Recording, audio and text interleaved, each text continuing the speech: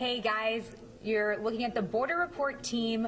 This is everyone who's been behind the scenes, in front of the scenes, on this tour with us. We started 10 days ago in San Diego on Imperial Beach, and we ended today, or we tried to end today, on Boca Chica Beach here in Brownsville, Texas. We literally drove the entire U.S.-Mexico border, so these guys have great stories that we want to share with you guys. If you want to send us questions, comments, or whatnot, use hashtag Border Report on Twitter, or you can comment on this live. Steffi and I will be looking at the Facebook Lives, trying to feed your questions as they come through. But I want to start off with today, because today was a pretty interesting day. We got all the way here to Brownsville. We really had no technical issues the entire trip, but once we were on Boca Chica Beach, we kind of hit I would say a dead zone. Actually, Ozzy, I want you to kind of describe it, because you were the guy that was the technical guru behind all of this. Yeah, and like you said, we did arrive. Everything's been great. We have signal. We've been using signal all throughout the border. Everything's fine. So we arrived to a place, wide open space. We shouldn't have any problems, obviously. This is on the beach. It's on the beach. Shouldn't have any problems. Yeah. Wide open space. I couldn't get a satellite feed. I couldn't get a cell phone reception. It was just a dead spot. So for a moment, it was just you and a producer somewhere. Yep. Yeah, we were all there ready to go, and then suddenly it just kind of cut out. Chris, you were kind of behind the scenes too, like. Well, not only suddenly, we had done several live shots already, and then all of a sudden someone flipped a switch. I'm not sure who that someone was, but we're very disappointed in you by if you're flipping watching, that switch. we don't appreciate it. So, you know, what you end up doing is figuring out a way to solve the problem. So after trying to troubleshoot for about 30 minutes, less than that probably, and with very little communication, because all our communication went dark, we said we're going to pack up and go. So with our team, we quickly packed up and left and got back on the road, and we were able to get a live shot about 25 minutes away from the beach back in town. Yeah. So we are here in Brownsville, Texas right now. I want to ask Sandra here, because Sandra is from this area, but not just being from this area, but seeing the entire border so far. Kind of explain to me what shocked you the most. Did anything shock you, and what you saw as we went through the entire trip? Yeah, and I know I've told this story before, but the first day almost getting arrested probably was the most shocking. Explain it one more time, because she literally almost got arrested day one. Look for our crew to get you arrested day one. And I kind of kept it quiet from Chris at Nice. First. I didn't want to say, hi, I'm Sandra, and I almost got arrested today. But no, and I have to say, being in South Texas, the Border Patrol, the law enforcement agents here are just always so cool, and I just kind of stumbled in an area where I shouldn't have been, and a guy jumped out of his truck, had his handcuffs at me and said, I'm going to arrest you. Looked at me again, said, I'm going to arrest you right now, and he was coming at me. I was so nervous I flipped the camera. Did not get arrested. I was just following some children who were doing a beach cleanup, and I stumbled into an area that I wasn't supposed to. I mean, I have a lot of respect for what law enforcement do. Learned right along with the San Diego Border Patrol how difficult it is to traverse the canyons. You know, like a lot of broken feet trying to change broken bones, trying to chase people, right? Down here it's very flat. They have tires blow out. Over there they literally break their ankles trying to run. So quickly, speaking of bones, your story today about the rancher who stumbled upon something in his property here where we are right now. Can you kind of explain that? Sure. So I did a piece on Brooks County Rancher. It's about 20 miles west of the checkpoint, which is Falfurrias. Down here in the border, we don't really think of the border except the checkpoint. That's the real division. And so people are literally told to walk north through his ranch to using a pipeline easement to follow north and to get to this road to evade the checkpoint. And they have found many migrants' remains. In the story, they shared with me a photo of an identification card found in a pair of jeans that was near a skull, that was near some bones, and it looks like some animals had gotten to it. His son found it, and this is just one of many people that he has found on his property. It's so bad that he actually has ladders put up every 10 feet so that they know which way is north, go over the ladder, onto the property, cross, and then go up and over again, because he keeps having to replace all the wires on his fence. It's just an 1,100-acre respite weekend ranch, and I know that sounds kind of crazy to some people who might live in the city, but 1,100 acres in Texas is not really that much. It's just really a kick-around kind of place for him. But he says, I don't have unlimited funds to keep replacing the fence. So he's put these ladders up. He was really interesting. And water out? Yeah. And so we're monitoring our Facebook Live comments, and one of our reporters from Austin, Alex Capriello, sent in the question, what would you do differently the next time if you got the chance? Or, what other stories are you hoping to seek out? We have, outside of this tour, we have borderreport.com as a 24/7 operation. What other stories are out there that you're really hoping to pursue down the road?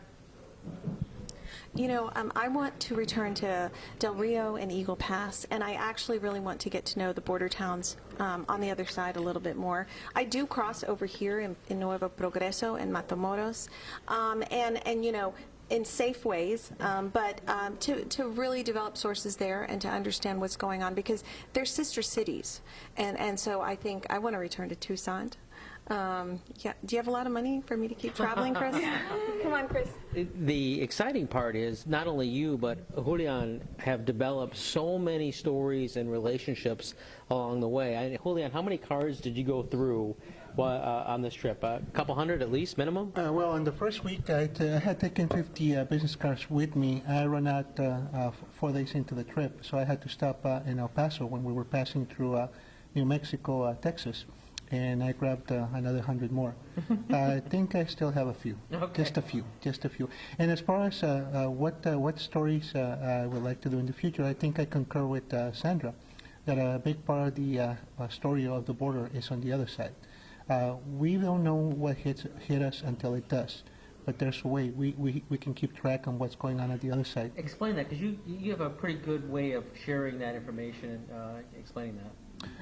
Yeah, what I mean is we seem to get the migrant wave, for instance, and then we ask questions, what happened here?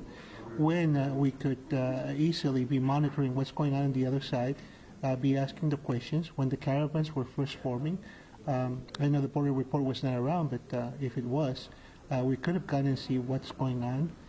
We could have asked questions of the Mexican government before the caravans arrived to the U.S. as they were making their way through Mexico. And we can anticipate a lot of stuff if we keep tabs on the other side of the border, and not just Mexico, just monitor what's going on in Central America as well. I want to say something real quick. When we were speaking earlier, you were saying, we've kind of been focusing on what are the differences between each of the stops that we've made along the way, but you were saying there's a lot of similarities, and I thought that was really interesting. Can you kind of elaborate on that? Yes. When we started the trip in California, I felt right at home because a lot of the sources I was interviewing were saying things very similar to what I hear all the time in El Paso. They feel a lot of empathy for the migrants. They live with the migrants, but they also have some feelings about people following the law, and I think that's pretty consistent throughout the border. Same thing as you go into Arizona. That's documented in the story, people saying those things, and over here in Texas as well. And Chris, I want you to talk about the video that you took when we saw someone in Laredo try to come over and say hi and kind of swim across the Rio Grande. That was pretty interesting, and that was, kind of explain the situation leading up to it. That was Laredo, and what day was that? Yeah, literally. I mean, these are all kind of blending together. But yeah, it was a beautiful Sunday, right? It was a couple days ago. Wonderful Sunday afternoon, and we were enjoying the weather. It wasn't that hot. There was a breeze coming, and it made the hot temperatures feel manageable. And we were looking across the river because we were parked in a park, and there was 2 families with several kids just playing and picnicking. Kids were in the river, which was kind of gross. But mom, dad, and friends were cooking out and enjoying the afternoon. And this, after about a couple hours or so, they noticed us sitting there. Our truck, as Sandra commonly refers to it now as the Ghostbuster truck, is pretty obvious. It's not a subtle-looking vehicle. And so one person who was in the river swam all the way over to the U.S. side and basically was hanging on the bank. And within seconds, Border Patrol was there standing over him, and more or less shushing him away. They didn't get too active and too concerned about it because they knew he was more curious, and I think he was just kind of poking at him a little bit to say, hey, I'm here, I'm going to come over and see what's going on. And they just kind of took it in stride and said, yeah, you got to go. And after about 5 minutes or so of him just kind of hanging out, looking at us, kind of messing with us a little bit, he took off and swam back across the river. But that was the same guy who was in the middle of the river, I think, doing one of these and kind of mugging for the camera a little bit earlier in the afternoon. And that's kind of what we saw along the entire Texas border, which was different, is that there is no wall in a lot of places. It's literally just the Rio Grande that separates Texas from Mexico. So it was interesting to see. I mean, the day before, Ozzy, you got this on camera in Eagle Pass. We were hanging out. We were going live. We wanted to go as close to Mexico as we could, so we put it in our GPS. We went right past the port of entry in Eagle Pass, and there was the Rio Grande right there, and there was literally a golf course right next to us as well, and we saw someone also just swimming in the Rio Grande, but there really, in that area, there was no Border Patrol agents that I could see. But it was interesting to see, this is literally just 100 feet, 200 feet is what's separating Texas and Mexico. And we were talking today that they're going to actually change that. They're putting up the wall here in the area where we're at right now. Right. CBP yesterday announced that they have awarded 65 miles worth of contracts in 4 counties. That's Hidalgo and Willacy and Starr, and actually where we are right now, Cameron. 22 miles are going to be here in Cameron County. Exactly where? Well, we know that's going to end up near Boca Chica Beach. We also do know that SpaceX was exempted, and so there's been a whole lot of behind the scenes that have been going on. I was told, and I don't know if this is exactly accurate, that somebody in Washington just kind of drew a line and said it's going to go here. And it was going to go through SpaceX, and how could that happen, right? So right. But I want to turn this around a little bit because I live here and I know what to expect here, but you all don't. And I think that a lot of our viewers and our readers might have had like the same kind of impression of, so what is it that shocked you coming? Did the border live up to what you thought it would be? So I'm a reporter in Washington, D.C., and I report on the border all the time. But actually being down here and meeting people and seeing it for myself, it's so different. And I will say that what shocked me the most is that in a lot of places there is no wall, there's nothing. There's, for miles in, from El Paso to, through Marfa, where there's just ranches, there's nothing. It's just the Rio Grande. And it's crazy that, I don't know, it's just crazy to see that for miles of desert, basically, there's no one really monitoring it. Border Patrol is there, but for Border Patrol to be called at one of these ranches, it would take them 30 to 40 minutes to even get there. So it's just interesting to see what people are having to do to make themselves feel safe, I guess, especially the ranchers that we talked to, because I think that they had a really interesting aspect about it, even in New Mexico and Arizona as well. But I don't know, did you think anything was shocking or different? No, but I do concur that a big part of this trip was based, the theme was the wall. And what we see here on the border, those of us who live on the border, is not so much a wall, but bridges. And these are just physical bridges as well as social bridges. And in the past couple of days, I've had the opportunity to report stories that exemplify this. For instance, in Laredo, we did a story on how CBP, Customs and Border Protection, is inviting Mexican customs agents over to this side, to the United States, to jointly inspect cargo trucks. And that is speeding up commerce, and both countries are winning out of this arrangement. Today, I covered a cooperation agreement having to do with safety, with security, with public safety, between the government of Tamaulipas and the Department of Homeland Security. They're getting together, this entity from Mexico and our federal government, to create a system to locate fugitives and criminals who operate in Mexico and operate over here in the Valley. And this is the second year of the program. They announced that they're renewing it for one more year. In the first year of the program, they caught 7 of the 10 most wanted binational criminals. And guess what? Mexico caught 6 of them. So there's a lot of cooperation that's not being reported, and that's working. And so, kind of talking to these communities, letting them know that we have borderreport.com and that we're wanting to hear their side of the story, kind of going beyond the national headlines. What do you hear from the people that you're interviewing? How do they respond to these stories about wanting to understand Border Patrol more in depth, ports of entry directors more in depth, day-to-day families, bus drivers? How have they responded? Humanitarian workers, what's been their feedback about all this? Actually, at first, people were skeptical, I have to admit. And they thought I had an agenda. They thought I had an opinion, and we absolutely don't. We're straight down the middle. If we report a story about environmentalists, we're just going to report it straight about what they're doing. Likewise, same with the law enforcement agents. And I really think that's what's so exciting about being part of this team, is that we have the opportunity to tell all the stories, all the different communities, and we want the opportunity. So we welcome you all to reach out to us and email us and read our website and give us feedback, and keep feeding us what's going on in your community, because I live in South Texas, Julian lives in El Paso, we have editors in Austin and El Paso, producers, but we need your help too. And there'll soon be a reporter, too, in San Diego who will be focused full-time on borderreport.com, and that'll happen in the next 4 to 6 weeks or so. So we'll have the California side covered as well as you guys are doing here in Texas. I want to build on that and kind of turn it to Julian, because you were saying earlier today that Border Patrol had said something to you as well when you started doing these stories.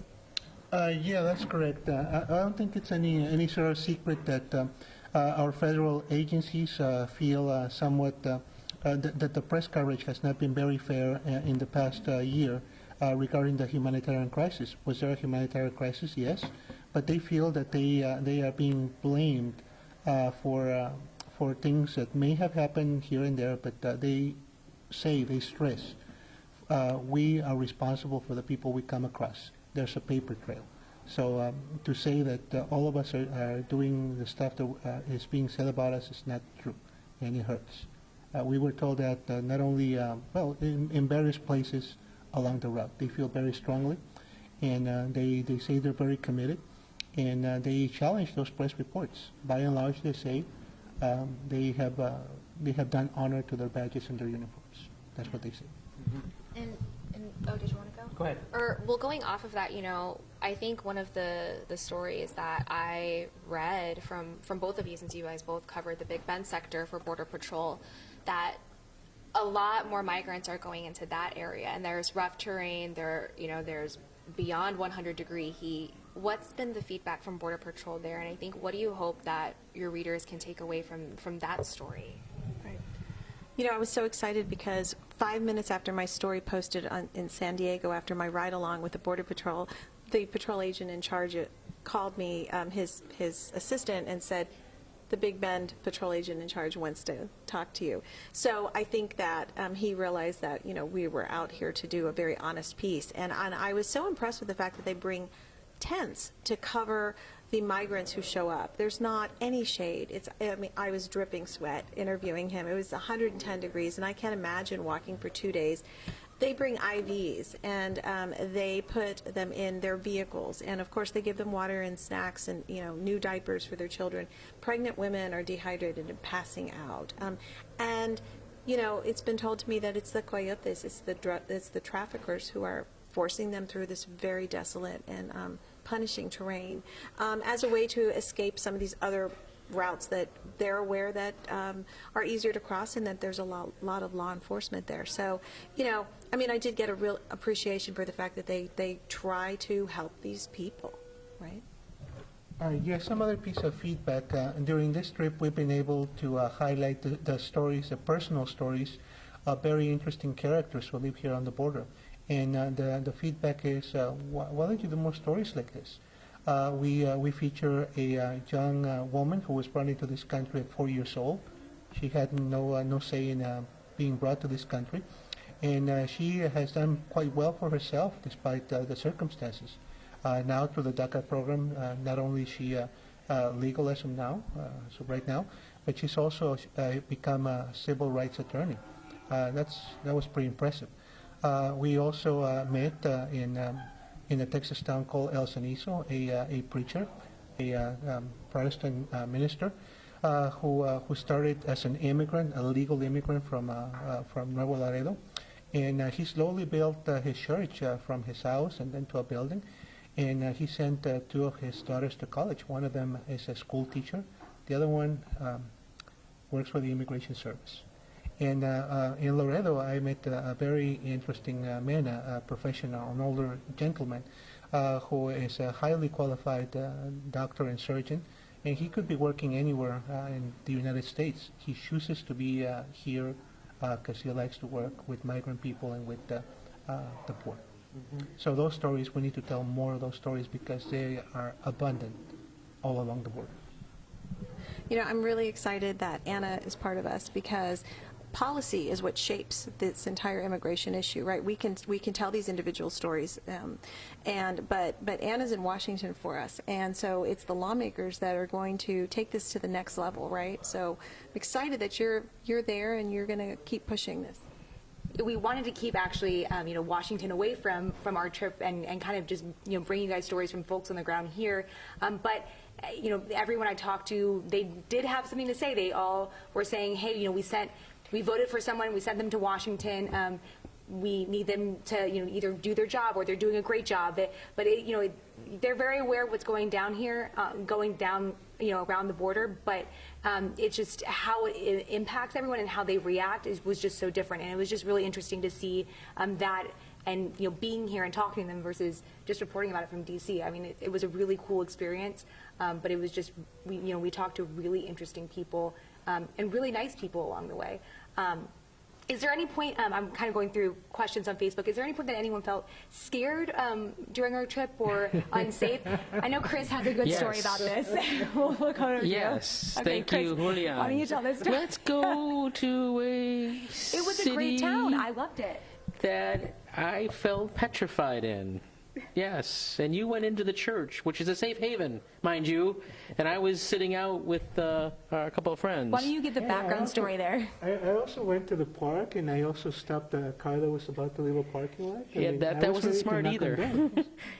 They were leaving the church, the parking lot. Anyway, what were you going to say, Anna? I said, why don't you kind of give us a little background on that? Well, we don't know officially, whether we should have been scared or not. Julian doesn't think we should. It was just an interesting dynamic. We were in the little town of El Cenizo, and just a little bump in the road just south of Laredo. And we got there, it was about noonish on Sunday, so there was mass going on, there was church going on, and there wasn't a lot of people moving around the town. But what was striking was that, while the homes were, fairly run down, it wasn't a wealthy area. What was striking were all the brand new cars that were in that town. And we went down to the park and we interviewed a gentleman who was very pleasant. He was hanging out with his hanging out with his twins as they played in the park. They were younger boys. And though this town was really poor, he was sitting there driving a Mercedes 350 C-Class. So that juxtaposition just makes you wonder, going, what's going on here? Then we were sitting, waiting, as you guys were in the church talking to people. We went back out of the park. We waited outside as you guys were in the church talking, and cars just started circling us. And, no one did anything. No one, pulled a weapon by any stretch. But it was clear they didn't want us there. And the longer they stayed in the church doing interviews, the more cars that drove around and kind of slowed down, looked at us, and fairly ominously. So I was ready to leave, and Anna's like, let's go knock on doors. And it's like, Anna, no, we're not knocking on doors. Not here, for sure. But, at the end, it was fine. We left, and it was no big deal. But it was just one of those moments you kind of go, well, I don't think anyone's going to have anything that's happened to me directly, but you never know if you're in the wrong place at the wrong time. And that was a big thing in my head. Am I going to be in the middle of something just because I happen to be in an area where I shouldn't be? So that was the one time, only one time. I was only scared when I was driving and I was really tired and I almost slipped down the mountain in Arizona. So That would have been bad. Or when you got arrested. And when you yeah, when I almost got arrested, I have to admit that was Actually, the only scary part was that we all got along fine. Everything was fine, no drama. This is true. well, Many at hours least in a car together. Many hours. at least we did not end up killing each other. Yeah, this is true. This is true. That's a very interesting point, Chris. I'm not ashamed to say it, but I grew up in a neighborhood very similar to El Cenizo, and we tried to do the best we could. We did see some people that they got some money and they bought brand new trucks. It was a status symbol. Not in such a concentration, I grant you, as it is in El Cenizo. But it raises an interesting point that we got to get to know our communities better. That we have to go in and report and lose fear of each other. I think that's a very important lesson that we can accomplish through border report. Yeah. And so there's a question that came in, and I know we mentioned SpaceX earlier here in Brownsville and kind of that conversation about what's going on with the wall. How do people in the community feel about that there, and have they said anything about Elon Musk, and what's been the response from community members here? I know it's very divided. SpaceX is a huge economic engine for South Texas. It's the first commercial spaceport in the United States. So, it's a huge get for South Texas. But there are residents who don't want it.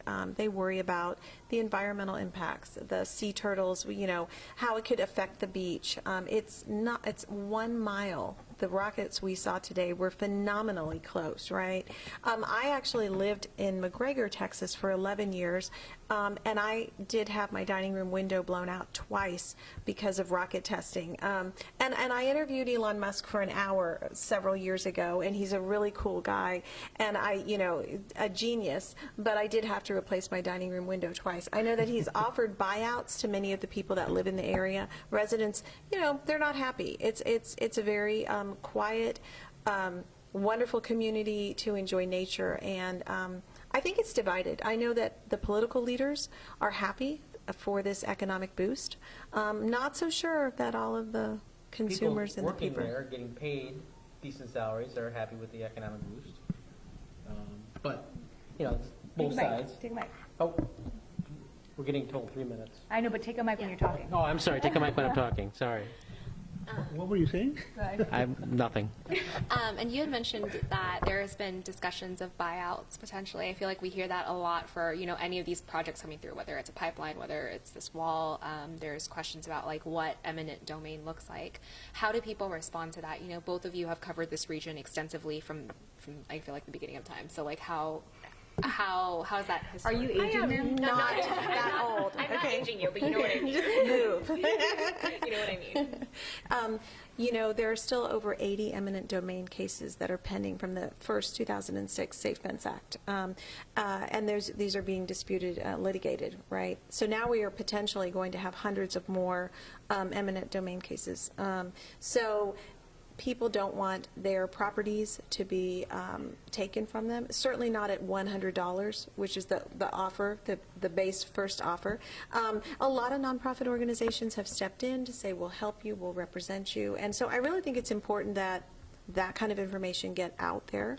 A lot of these families, these ranches have been in their families for generations, and I know particularly in Starr County, they are going to lose the family homestead.